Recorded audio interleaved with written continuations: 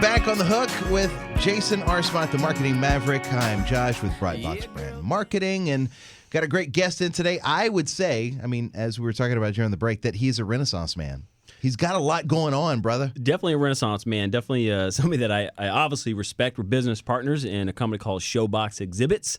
We got Todd Nall in the studio with us. Todd, welcome to the show, my man. Wow, Renaissance man. That's I know. Impressive. Hope I live up to it.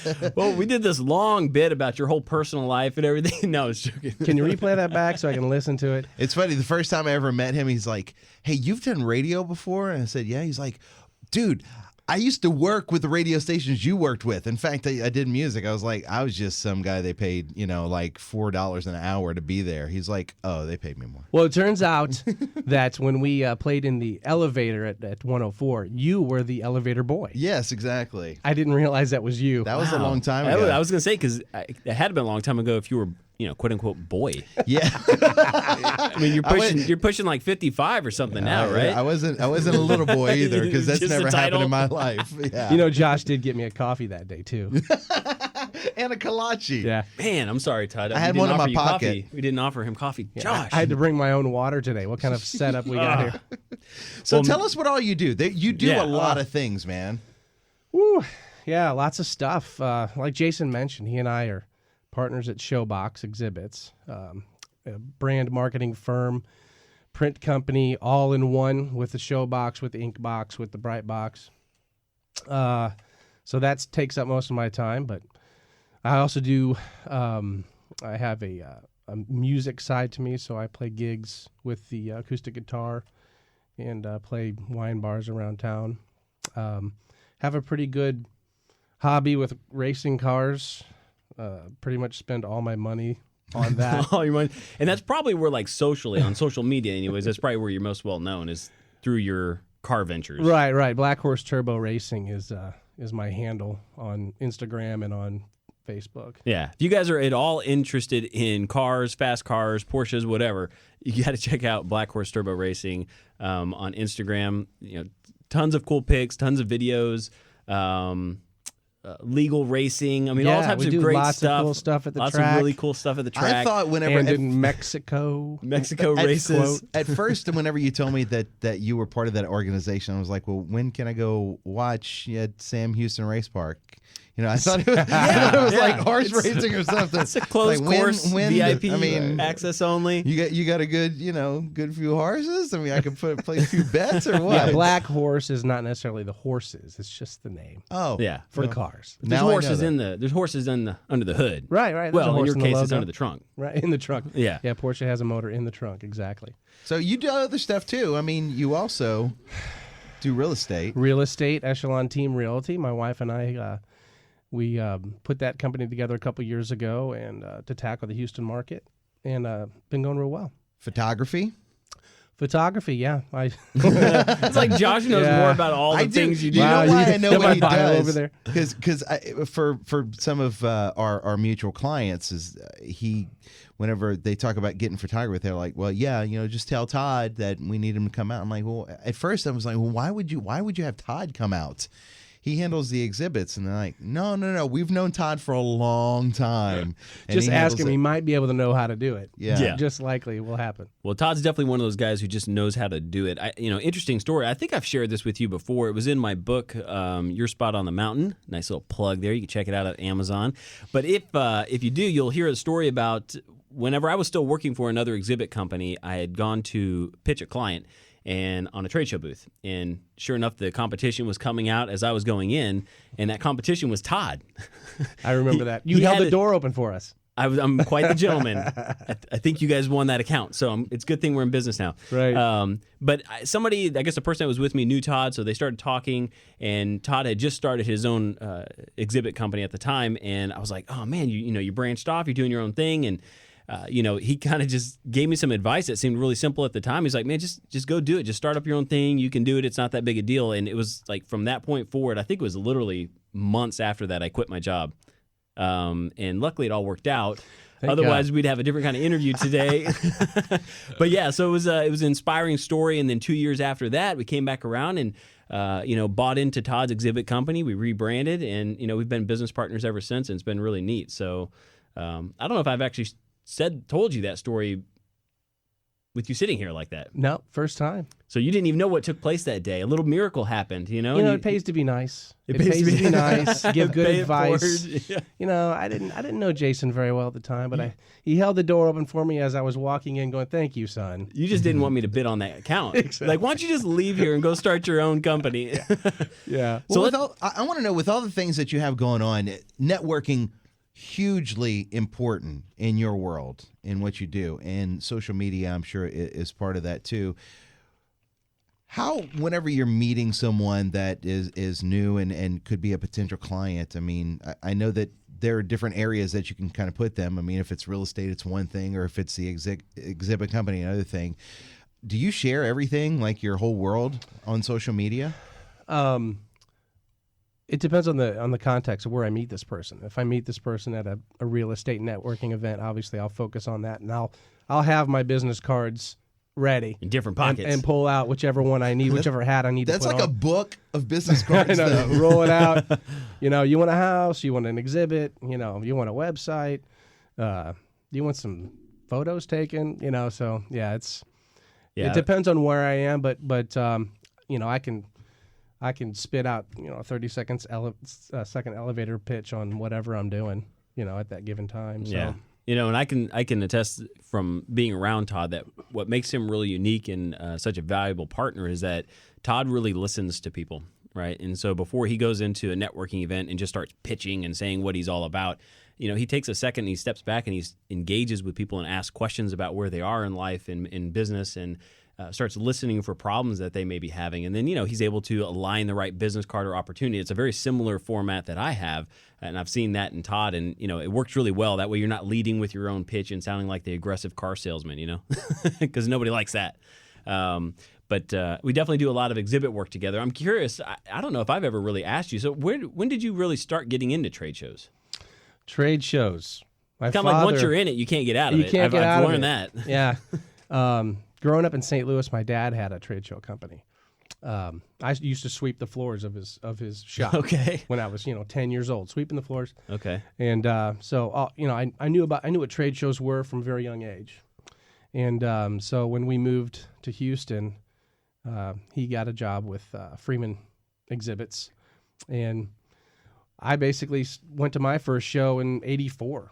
That was the first show I did in New Orleans at NBAA, and kind of helped him behind the scenes, saw how shows came together, and then went to work for a company called Tyco as a trade show manager in the late 90s, and ended up starting my own company not far after that, because I kind of built up a client base and took off from there. I never knew you. So you sat on the other side of the table. You were a client before. Yeah. Interesting. I've been on both sides of the table. In the meantime, I played semi-pro soccer and was in a band for 10 years. But yeah, so landed in shows. Josh is like, how old are you? 44. Are you Benjamin Buttons? I'm getting younger. Yeah, you're getting younger as you go. Yeah, whenever I was 70, I played professional soccer, and then I was a musician. That's interesting. So, and I guess probably your time on the client side gave you that experience to where now when you go in and you're talking to clients, that's probably why you listen so much, because you've been in that seat and you know that they're having some type of problem in and around their events coordination or management and what they're doing with trade shows. I mean, right. If you listen to someone long enough, they'll tell you exactly what you need to know and how to come back at them. And I've always been of the mindset to give the client what they need, but try to still steer them in the direction that they need to be going in case they, it might be their first foray into shows or whatever. So we'll design them a booth and present, and if they like it, we'll build it up and take it to the show and set it up for them. One-stop shop. Yeah. And geographically, we're not bound to any location, right? So if people have got shows, do we have any particular partners or any particular regions that we don't go or we should go, or that we do shows. Well, we do shows all over. California, Chicago, New Orleans, even in Canada, Dubai. South America, Dubai. We're working on pulling one off in Dubai. Man. Yeah. Renaissance man all over the world. Italy. We have partners in Italy that handle some European shows for us. Dusseldorf? We do shows in Germany as well. Mm-hmm. Man, I thought that was a movie or something. I know. Dusseldorf. I think All it was right, the first cool, month man. I worked for the company. I said, Dusseldorf, that's funny. There's no such thing, right? And they're like, no, we have a pretty huge It's a magic school. convention for piping here. And I was like, oh, okay. Yeah, I was just kidding about kidding. You know, that's what's so cool about working in and around. You know, I started in trade shows when I was 16, you know, similar to you, except it wasn't my father. It was my soon-to-be father-in-law at the time. So I started, same thing, you know, pushing a broom and worked my way up into doing sales and ended up marrying the daughter of the owner of that company and, you know, kind of got my experience that way. I didn't think it was something I was going to be into, but it seems like one of those industries that when you're really good at it, you know, there's a demand for that and it keeps pulling you back around. Well, know? there definitely isn't a school to go to for this. Yeah. You know, there are no courses for trade show management or trade show anything. Yeah. Might be marketing courses, but it's a small industry, but a big industry at the same time. Right. And once you're in, you're in. It really seems like you know, people have been in this business forever and just can't get out. Yeah. You know, for me, I always felt it was one of those industries, you know, where it's kind of a hard hat, blue collar type of an industry. And I think a lot of the people that own exhibit companies came up through it like that, but then they don't take kind of the white collared approach to it. They don't approach it from an MBA standpoint or like a real business standpoint. And so they lack on customer service and some of the support and some of the things that I think Showbox does so well. You know, we really went after this as a business owner rather than a carpenter who started his own trade show exhibit company. And, Right. You know, I think that's made a world of difference. I think a lot of things that people think whenever they are in the mindset to get a booth too is that it's all there. It's all put together. You're just going to give them something cookie cutter anyway. And that they don't understand that. Was that your interpretation of it? I guess not, since you had been around it so young. Is that, you know, you can get so many cool customizations of what your company represents. Well, yeah, I mean the options are unlimited. You know, you can buy something off the shelf, or you can have something completely custom made for whatever industry you're in. Yeah, and especially with our shop, I think that's kind of unique. We've got, you know, master carpenters on staff. We do a lot of lobby build-outs, museum pieces, so we can do the really high-end custom work, but we kind of combine that usually with some type of extruded aluminum or, you know, modular component so that it's lighter weight, easier setup, easier to transport. We around. incorporate some of the modularity into retail build-outs. We've done retail stores, we've done accounting firms, we've done museums, like you mentioned, even the lobbies of our clients in oil and gas or whatever business they're in. It's not just trade shows. It's if you need anything cool in your lobby, you need a sign, you need anything regards to cool displays, you know, we definitely can handle it. Yeah, corporate events, corporate presentation, physical structures in and around your logo or your corporate brand. Definitely want to get in touch with these guys. So you can go to showboxexhibits.com and learn a little bit more about Showbox. Guess we're going to take a quick break. Yep, we got to take a break, and we'll be right back. I have a question about how you store all that, because those exhibits, they're huge. So how do you get all of that stuff into your shop and sack it away? So we'll talk about that in just a few minutes with Todd Nall. Got Jason Arsmont, the Marketing Maverick. We'll be right back on The Hook.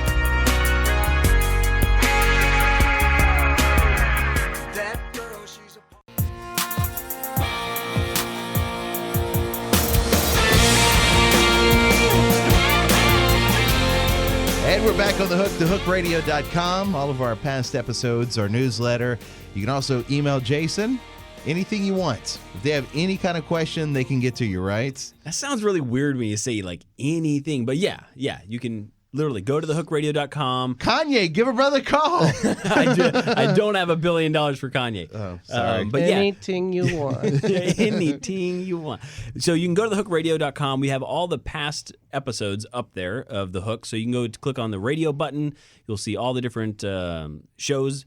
You can link up with that, hear about the different things that we talk about each week. They're all titled and got good descriptions. You can also email me. So if you do have a business problem, if you're curious about finding out more about how to do a good trade show or get the best out of your event, shoot me an email. You know, I get a lot of emails. I respond to every single one of them, so you guys are more than welcome to do that. Reach out. Should be interactive show. We don't do call-in yet, but Maybe we'll do that soon. Yeah, soon. I think that we'll do it soon. It's the weekend. Nobody's here. Who's going to answer the call? Like I can't. That's right. Hang on, listeners. I have a call. No, we don't get a producer in here. Sorry. Yeah. We're back with Todd Nall, who's with. Is it Showbox Exhibits that you work at? Oh, yes, it is, actually. So I say that in talking about this a while ago, leading out of that break, is whenever the first time I ever went into the warehouse where you guys assemble everything, I was like, what in the hell are all these boxes just stacked up on each other? And we don't consider this. People that don't work, I guess not. in the trade show side, is that you have this huge exhibit that you see on display. But what happens after you're done? I mean, where does it go? What happens to it? Well, you house it all. If you can imagine the scene from Indiana Jones in the end where they store the Ark of the Covenant, that's about what it's like with all the crates we have in the warehouse. Man. Right? That seems really cool. I have my eyes Picture closed that right in your now. mind Yeah. right now. Doing a The little scene. mind story. Okay. Thousands of crates and crates. Jason, this isn't a visual medium. You Well, didn't have to close your eyes. Todd did a good he's job quite of the painting the storyteller. picture. I didn't know if he's going to take me on a mental journey there. But yeah, you're right. You're right, Josh. We have to put them in something. So we store them in neat little crates or big crates that we can use to ship back and forth to shows and keep the display nice and neat. So you guys just send it out. Your crew comes, unpacks it, rolls out the carpet, gets everything exactly looking the best it can look, just perfect. So the client comes in and they do their show, mess it up a lot. You clean it up, pack it up, bring it back to the house, right? That's exactly right. That's our service. Yeah, we handle everything. Pretty cool. It is crazy. Yeah, and some of these get to be like 2 stories with conference rooms and double deckers. And I mean, sometimes, I know I always think about it, I'm like, man, we do all this work. Takes like a week to build up the whole show. They're there for 2 or 3 days. Tear it all down again. Tear it all back down. I know. Take it home. It's like, wow, we're building a house. In some cases. Right. 2 stories. You got TVs, and sometimes you have to put sprinkler systems in because of the fire regulations inside the show, and they get pretty detailed. Yeah, it's unbelievable. Huh. Last what was it? Second segment, we had our business tip, which is called the business tip. It's just was the tip. talking about the tips you can use to have a successful show. When we were talking about things that clients do to kind of draw attention or to engage, and we talked about like a putt-putt thing. Do you have any that come off top of your head that have been kind of cool that you guys have done in the past? I'm curious. We've done everything. We've done golf simulations. We've done kick a field goal, kick a soccer goal, putt-putt, like you said. Shoe shine. I think you guys had a shoe shine one time. We did shoe shine. Oh yeah. We did what? Those. We did remote control race cars. Yeah. How did y'all say? I don't think I got to go to that show. I just saw everybody in the shop playing around with. Right. Yeah. You're like, what are you doing out there? Is anybody working? This is actually for a show. Yeah. I swear we're getting paid for this. Yeah. Yeah. We set up a radio controlled racetrack in the middle of the trade show on the concrete floor, and had 6 or 7 people at a time racing these cars around the track, and it was a disaster. They just smashed each other. Cars didn't last a day, but it did bring people into the show. They had a lot of fun. And didn't you have cameras on some of them? We had of course we have GoPros on everything. Of course, right? the guy from Black Horse Turbo's got cameras on everything. Yeah, GoPros, 360 flies. Man. The latest 360 fly. That's a good camera. Yeah. Is that a better camera than the GoPro in your opinion? Well, the I think 360 fly? it's way more versatile than a GoPro. That 360 fly. I still don't really understand what it does. So it captures, it's spinning around the whole It time? is not spinning. It's Okay, so capturing like, what is it? 360 view. So at there's all just a times. bunch of different lenses. It's one lens. Okay, yeah, then I do not Don't understand. question the technology. It and just that's works. Fly Racing has that, right? Fly Racing? Yeah. 360 Fly Racing? Yeah. Never heard of it. No, Fly Racing, I think, is the parent company that puts that out. Oh. I only know that because Supercross. They had one of the Supercross riders that wanted to have it, but GoPro is a sponsor, and it was like this big deal. So Right. Yeah, it's a conflict. GoPro's got a lot of that locked down, so it's hard for 360 to get in and sponsor it. They can sponsor, but they can't run their cameras. Well, not even that. They actually not only couldn't put the cameras, but they couldn't put the box that said that there was a camera. They didn't have a camera. They put Skittles in there. That's right. But they put the box up there Skittles. looking like there was a camera, and they said, no, you can't do that, even if you're not going to run footage or anything. Man. Yeah, got that. GoPro's got that on lockdown. Absolutely. Yeah, well, they got the budget to do that, I guess. Absolutely. Man, so I guess it's capturing. So after you shoot it, then you're able to go back and adjust. You can move the the angle, or you can pick Yeah. which view you're going to show? Absolutely. You can Okay. you can move the camera to any angle that you want, to anywhere around the 360 that you want. Plus, you can leave it to where the viewer can pan on their own after it's been shot, which is really cool. If you're, you could be That's just magic. filming, motorcycle racing, car racing, and then the viewer can actually move. Is that the camera same themselves. technology that they're using for some of those real estate home tours?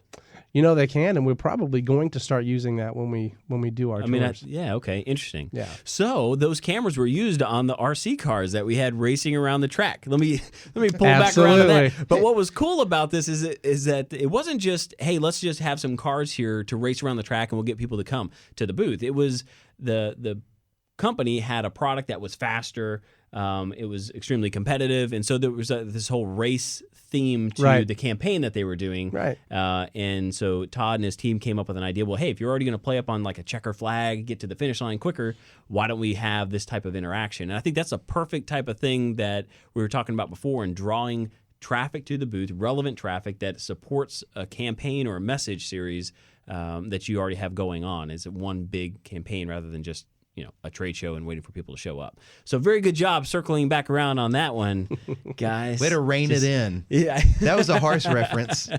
Very good. Rein it in. Speaking of horse reference, which makes me think of your car, you've shared a video footage with me of your Porsche doing some wheelies.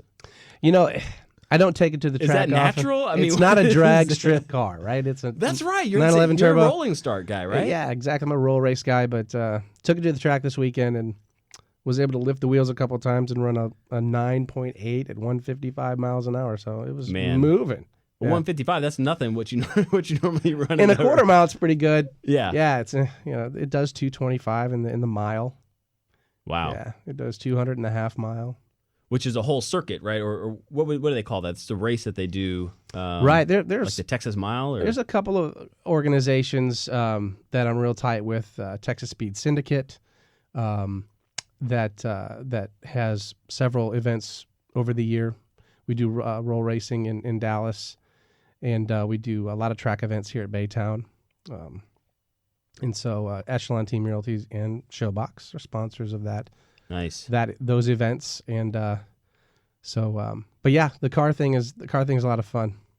Yep, it does well on social What was it? media. What initially got, because these things are not cheap. So what was it initially that got you the bug to go that far in? Because I've got a classic car, spent a little bit of money, but nothing compared to what these guys are spending on these performance vehicles. It gets way out of hand. It's so competitive. It's when you get a bunch of guys together who Just just start want to small and beat keep each it- other up. Yeah.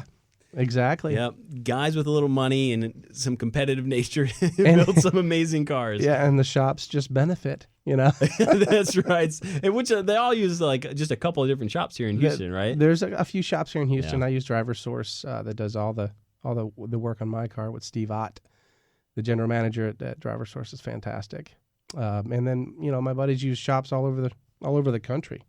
A couple of my buddies in North Carolina right now picking up their twin turbo R8 from Underground. So, Man, maybe I need to drop one of those twin turbos in my '68 Lincoln Continental. you should. Just You should. yeah, I'll tub it out. And I don't know if I'm gonna do any wheelies in that in that Lincoln though. I listen to all this, and all I want is my air conditioner to work in my car. Oh man! Or get that broken seat fixed. Ah. All right. Well, thanks, Josh. That was fun to Sorry, talk. a sobering thought there. Sobering thought. Yes, getting away Awesome. from the whole Showbox experience. And in fact, if anybody wants to go and visit and see what you guys do, and maybe kind of see some of the things that you've done, you can show that to them, right? Yeah, absolutely. They can come visit us at the shop. We're Yeah, go to showboxexhibits.com. Right. Shoot an email there. Because we do the custom, we do portable, we do hybrids of kind of custom and portable, mixtures, and there's just a lot of options. So and I'm speaking for Todd, but if you guys are interested in getting involved in trade shows and you're kind of weighing out the pros and cons, even you don't even know if you want to do it yet, get on showboxexhibits.com, shoot us a message, and one of our folks will get back in touch with you and help kind of weigh out that decision. Because sometimes it may just be best that you go walk the show and you do some networking that way, or you hold an off-site reception or dinner or party and then invite everybody at the show to come to your party. So there's a lot of different options to spend that money, a lot of different ways that we can help give you some ideas on how to make the most out of your budget. Yeah, you can see what kind of things that you produce if you just go to the website, which you probably took the photos for that for a guy that you sold a house to that went to Showbox, but then you played a song. Right. Whatever I can do to hook them. And give then them a ride. Racing. Right. Go for a ride. Go for a ride in a fast car. Sing a song to him. Yeah, well, it's just serenade you, whatever it takes. Whatever it takes. Okay. But Jason's right. Jason said it very well. I mean, it's the whole gamut. It doesn't, it's not giant budgets. It can be anything from a banner stand up to a 2-story booth. Everything in between. All right. Well, look them up on showboxexhibits.com. That's correct? Yep. Okay. Well, thanks for coming in, Todd. We appreciate it. My pleasure. Thanks for the phone call. We're a lot of fun to hang out with. Oh, that's where I compliment you, not us. Kind of. It's I mean, it's not like all the other radio shows I've done, like the real radio shows. The real ones. But oh, you guys nice! Hey, you guys are pretty good. That's Todd Nall, Jason Arsmite there, the Marketing Maverick. We'll be back next week. TheHookRadio.com is where you check us out. Doesn't matter what I say.